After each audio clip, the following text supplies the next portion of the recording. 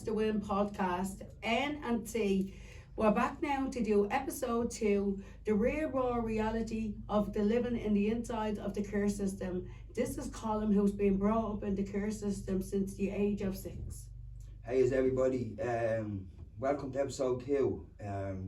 What an impact episode 1 had on me, and I really enjoyed it. I enjoyed Nadine getting her story out, and yeah, we come to me, which is a story that you'll probably never heard again in your life.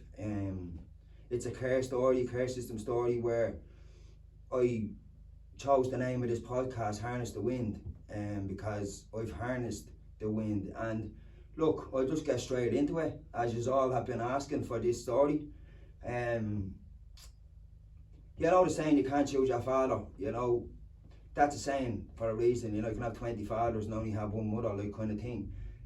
My father was abusive and a master manipulator, and was doing double life years ago in the 70s. So when you do double life, you get to the 70s, if you get one life sentence, it's 7 years. If you get 2, it's 14 years, and you're let on parole. And he was from Ballinasloe, Galway, and he ran to Dublin, and he was a master manipulator and psychologically warfare and manipulated my mother. She fell head over heels in love with him. He was a good looking bloke, had to walk, the talk, the charm, you name it. So he hid a lot of hidden secrets, so yeah, that was me ma falling in love. And when you fall in love and get trapped in that bubble, it's very hard to escape, so look, I've witnessed beatings on my mother, and I'm there defending her, and also beatings on me. I've been hung up on dartboards and rib cages smashed in. I've been abused sexually by my father, who his charge sheets were that.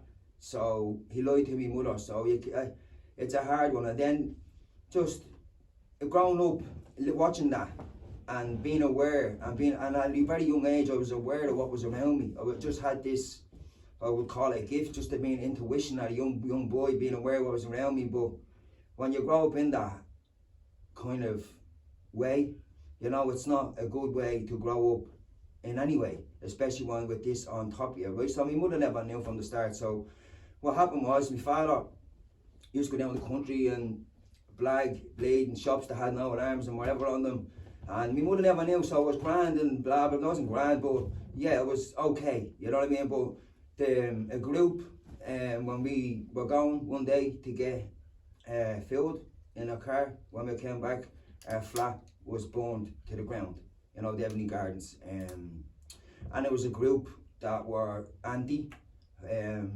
something. It's just something I can't say, because you know what it is, because it won't filter right on TikTok or social media, and so from there on, I was me and my 2 brothers and my sister were whipped away, and I was separated. I was in Crumlin Children's Hospital in the leukemia ward for 3.5 months, not knowing what was going on, not knowing where my siblings were, not knowing where my mother was, and this and that. And through all the stress and through everything else, my ma got cancer, and like I led on to me being in 17 foster homes, and I couldn't settle in any of them because I wanted mammy, and it was just something about my mother's touch, and I was yearning for my family, so I couldn't settle in other homes, 17 of them. So they brought me to the High Court and got an injunction at 10 years of age to keep me off the streets of Dublin for my safety and the safety of other people, only because I was running, and I was running home to my ma, and then after a year or two, the cancer became terminal, so I was in institutions where they used therapeutic crisis intervention on you. The name has changed now, but it's basically a soft word for what the guards do to you in a police station. It's simple as that. They hold you down, they calm you down, and there's a room called the same thing, a padded cell. So it was hard. I was very angry. I wanted to go home, and the only people who used to pull me back were police, because they're the only one that get the call to collect you and look for you, the Ebony Gardens or Summer Hill or wherever I was. So yeah, and then I battled homelessness, but just to go back to my mother, when she got terminally ill, I was in an institution called Craig Garden down in Blessington, and I was in this institution, and I was actually playing under 10s, under 11s, under 12s in in the football club, and then they gave me a trial. They got me a trial in Bohemians, and I won that trial. I was literally picked second off the pitch, so potential was there, right? In football, and I had potential in other stuff too, you know. So then they actually threw me right from being okay into the middle of Sheriff Street into a hostel. And I said it to them. I said it to the social services beforehand. It goes, this is a bad move. It's gonna end bad. So that just led on. They don't care. Look, come here. There's a reason why the name has changed, people. You know, and Sorry, yeah. I just want to ask you a question. If you think about it back then, you know, if you're feeling the pain right now, I can only imagine the pain you are feeling when you are lost in a broken system. Nadine, I always say, darling, I don't know how I got through what I'm after getting through in life, and still able to speak it and come full circle. You know, we're all a statistic, you know, in them systems, you know, we're all just a number, and we're all victims, you know. And look, well, not many make it out of it, Nadine. Not many make it out of the life of like going in like institutions in Belfast. At one stage they were going to bring me to Manchester. Just mad stuff, yeah, stuff was like literally crazy stuff that should not be happening. But look, when my mother was terminally ill, I just kept wanting to run and run and run. Whether I had to spend a week tiddling with a window, Nadine, I'd spend a week tiddling with a window to get out, you know. Well, on all the times that you were only a child and you didn't know no better because you were only a baby growing up and like looking for your man, looking for the one that brought you into the world to protect you and love you, and you didn't realise how sick your mother was. But going back to where when you used to go, I'll never forget the story that you told me that when you were going to see your mum when she's a few hours to live, when she was in the respite of where she was laid to, you know, have a last little, you know, goodbyes with our kids, and you were took back. You know, that's downgrading as a broken system. As one thing, I wasn't only took back. I had to be good in order to see a terminally ill mother once a week. That's And she only has like 2.5 months left to live. So that's why they kept me away. Look, I was angry, and rightfully so. Like, you don't keep a child away from the mother like that when it's terminally ill. I don't care whether you've been bowled or not. You know, you can have enough staff there. You have enough staff and enough police to be able to. The Mind Police put staff members in these care homes to facilitate that. But they never facilitated with me because I used to always rebel, and rightfully so. Because at the end of the day, how dare them keep me away from the woman who gave birth to me? And yeah, look, it is what it is, and stress brings cancer, Nadine, and my ma got terminally ill and she passed away. So when my ma passed away, I was just all in against the state. Now there's a game called poker, Nadine, darling, yeah? And you can go all in or all out. Well, this wasn't a poker game, love. It's not a game. This is real life at young age. My mother only wanted to last to my confirmation, and she died 6.5 days after my confirmation. So she was wheeled up in a wheelchair and had to be held up to stand up. So I led on to like a High Court order at 10. You're institutionalised. You kept away. You're locked away. Can you tell us about all the institutions that you did get to? But before I get to that, I want to say this, and I want to say it clear to the Eastern Health Board out there. No matter what goes on in people's, you know, lives or people's trauma, just remember, you might come in and take the children, but they've only one mother. There might be foster mothers out there and foster parents, but there's only one mother that brings the children into the world. In cases, it's deservedly so. But in this case, I was stripped away, and when you're stripped away and you don't even know hardly what to buy a cornetto, a 99er on a Sunday, let alone 50 pence off your man, you know. So in that way, in institutions, it's basically just like a young St. Patrick's. Very similar, no different. And I just want to put it to you, Colin, these people was getting a lot of money for Big money for holding me in. Big money, big, made hundreds and hundreds and hundreds of thousands out of me by but everything. But look, get back. I was angered against the state, so I was all in. So that led me to fight with police. Led me to fucking do mad stuff, crazy stuff, and hold on, and go into criminality. So I was institutionalised from the age of like 10. Like when I was took, as soon as that High Court door was slammed down, I was kept away.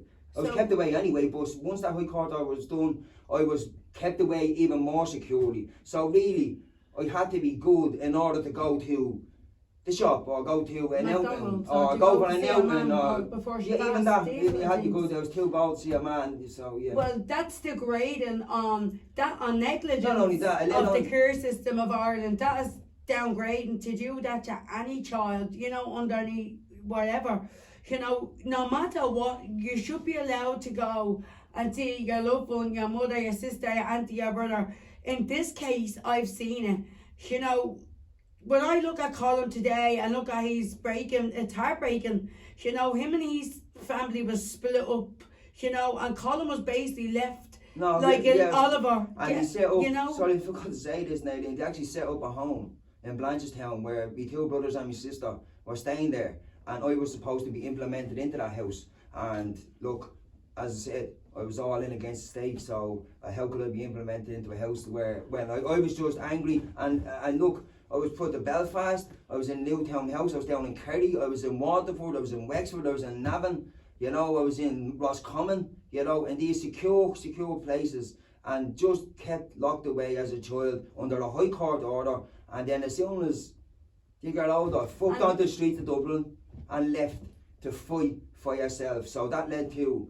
addiction, that led to criminality, that led to institutionalisation. I've done a 7-year sentence, which I'm never proud to even say them words, and I've done a 5-year sentence, but I hate to say them words because I ruined my life. But how did I ruin my life when I got stripped away from me and I got no chance to even be implemented into society, let alone let out a front door in one of these places? You know, I was kept in a room and then only followed with 4 staff members into another room, and that was it. You know, as a child, I had nothing in me, no telly, no nothing. Not neither the rest of them, but like they had Walkmans and shit. I was just in a therapeutic crisis intervention room, and look, I led on to prison all my life because that's all I knew was this institutionalised way of just living. I've been given everything because I never knew how to decipher money and spend money and, you know, live that life that a normal family does live. Now we all go, every family goes through stuff, and every single person in the world has problems, you know. It doesn't matter whether you're a billionaire or a zeroer, you know, everyone goes through stuff, and that is just the way life is. You know, it's stressful for everybody, but in prison, you know, it's do or die in there. When I went in there as a homeless boy, you know, I already had the attitude of fighting for my life, so I was fighting for, I used to eat out beans as a young boy, looking at then every time I'd look at the road sign, it'd say 500 kilometres, 530 kilometres, Dublin. So I used to follow that. So when you're hungry, I used to eat out people's beans and stuff like that, because I knew you can't go and walk through fields in your bare feet or a pair of sandals forever. You will drop, you know. So, and that's what my life was, and that's all I knew. So when I was in prison, it was easy. It was like water off a duck's back to me, because it was something that was instilled into me by the system. Not by my fault, by the system that done this, you know, and I had to find a way how to strip all that away, and it's very, very hard to do. And if you ask me how I do it, I can tell you out straight, no, I don't know how I done it, you know. You broke the institution. I don't know how I broke drug addiction.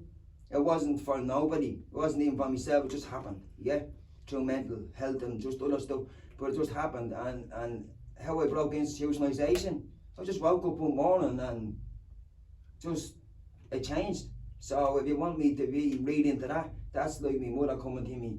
Because as I always say on my live videos, once you have your man in your corner, you win every time. You know, and your dad, you know, it's just, I was just got a 7 and 2, a 7 and a 2 in poker, which is the worst hand. And to sit here today and have your own podcast. Have my own podcast, just to sit here and actually speak this story and be able to inspire others, because it's not easy, and it's still not easy, because I yearn for that touch I yearn for that feeling, because when she got terminally ill, they gave her the wrong medication. So really, in hindsight, when you think about it, it's what if, what could have been, and what should be.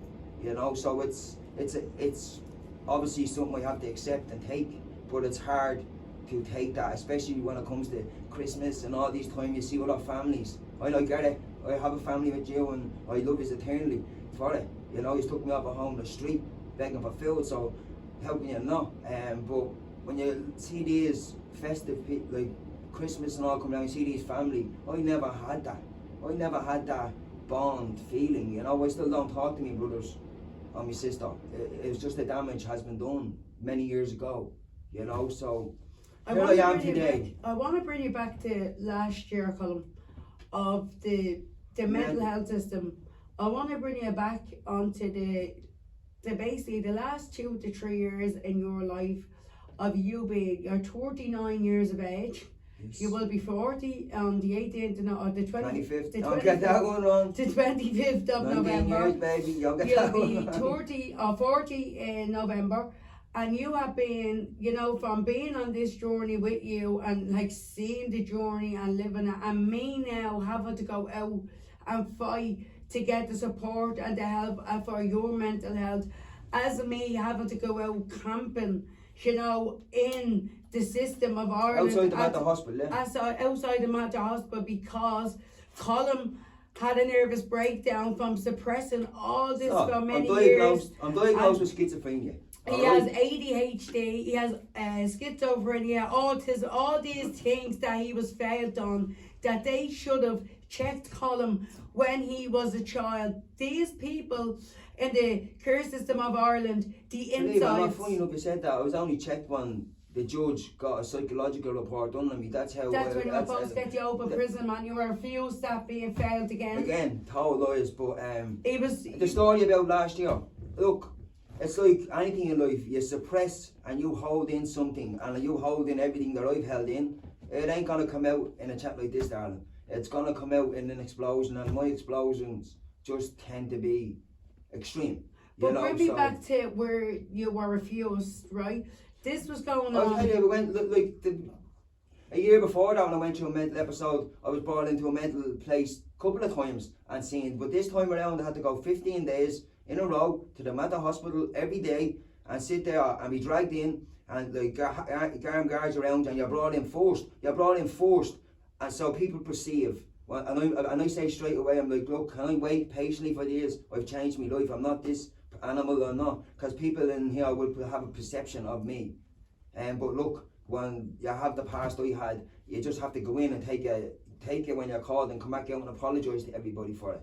And I went on 15 days in the Mater Hospital. 17 days. Well, that's about twice staying out in Blanchardstown and once over on James Street. 15 days trying to get mental health. I tried to take my last breath in the Mater Hospital in front of them. Then 10 minutes later I looked up on my balcony, seen heartbreak, and jumped in front of a car out of heartbreak.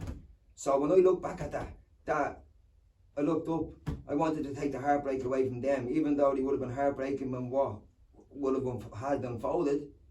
And thank God, thank Mammy I'm still here, that after that smack of that car, because the car drove off, you know, and broke red lights, and well anyway, I looked up and seen heartbreak, and I wanted to take heartbreak away, and I knew they'd be heartbroken in that moment, but at least I wouldn't be bringing the heartbreak on them for much longer. And that was because, yeah, I loved them, and I didn't want them to go through this anymore with me, because it was going too far, and they wouldn't help me. So it was a one-way ticket to a grave. You know, that's why we took it. It took it on ourselves to get on a flight and go to fucking Turkey and get mental help there, because the Irish system has failed me as a child, has failed me as an adult. You know, how have they not? What chances, even a hospital failing it? You know, they used to take me in secure rooms, and then 8 hours, 9 hours in there, released, and then you're back into A&E, and then you have a section of the Gardaí to leave the area. So you have to come back 24 hours later. That's the way it was, you know. So it was just, look, darling, I want to ask you this by the end of this, as well as that I've seen on this journey I was barred. This is how psychological warfare that they Sorry, I do with forgot you. to say. I was- Sorry, darling. Also, a couple of years ago, we also battled cancer. You know, so it's a lot. It's a lot to go through, a lot to get through. You know, so I just hope that my little story here will inspire those in need and make impact on those who care and flow out to those who actually need it. You know, and we'll get something from this. You know, it hasn't been easy. Still, every day I wake up, Nadine, darling, it's not easy. My life is not easy. But I want to just get to you. You know when you used to be in the Mater Hospital and in the leukemia ward where four or five children died in front of me. I actually have a Game Boy in the house from a mother who gave me a Game Boy, and this child a young fella used to swap me Game Boy, give me his Game Boy at night time, and he'd swap me every night, right? So, and then he died, but I never knew what was going on around me until I was older and realised, but come on. so basically Colin was left in Crumlin Hospital because the care system of Ireland had nowhere or no foster homes to put him. But I'll also go back to this too. When you were in the Mater Hospital being failed, they also had me barred because I was speaking out, trying to get Colin to help and support. So this is degrading what these people of the care, and the mental health system of Ireland do. There was also a girl up there that was 16 years of age, having a mental breakdown, and they left her outside with 6 security guards. In my opinion, today on Harness the Wind, I hope this gets out to many young It's been people. always like that. And The health system in Ireland has never changed. It's been always the same. Go on, sorry. well, my thoughts on this is, as a mother, rearing 2 children with autism, and I was also fighting, the journey to get my children the help and support. Take Colin as an example today. If you still want that, it's heartbreaking, and that's why I am my children's voice today. And the next episode will be about the children of Ireland being failed of autism. And how Nadine connected to me, and then we'll lead into how the system is failing special needs children. I just hope this story that I've given, it's hard. Trust me, it was hard for me to speak it. So please grasp onto it. Grasp onto your life and hold on to what you have, because every day is special. And when I wake up, I value fresh air than I've ever valued peace. And I chase peace, not adrenaline, and I think that's what I should have chased all my life, peace, not adrenaline. So I'm glad everybody tuned in to watch. Thanks for pushing me to get this story out.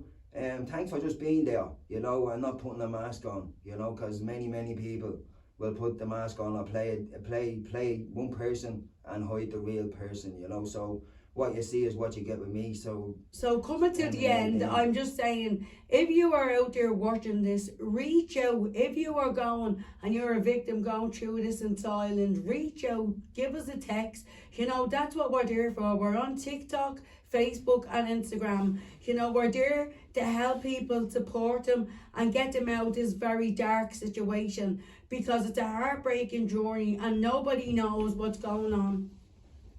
Thanks everybody for watching the podcast. It's been really enjoyable again, a little bit emotional, but I knew that coming over here it would be.